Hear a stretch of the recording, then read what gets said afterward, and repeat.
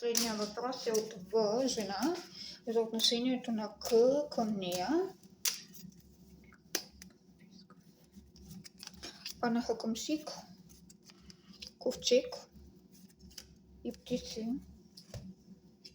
Аз чак ме е страх да ги коментирам тези карти.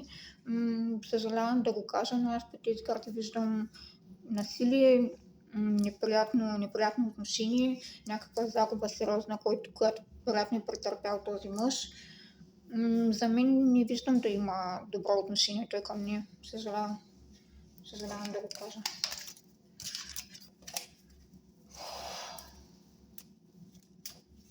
Това бяха всички въпроси, които успях да видя и бяха във връзка с Блица и с поставените условия за Блица. Благодаря на всички, които се включват, които пишат, които четат, които коментират, споделят. За мен това означава много.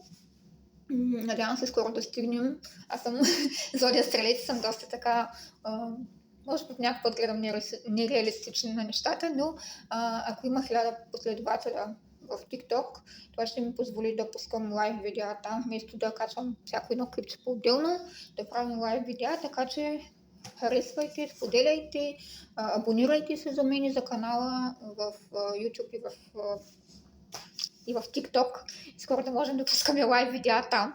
Благодаря на всички. Така или иначе смятам първо да пускам във всеки един възможен момент за мен да пускам видеа.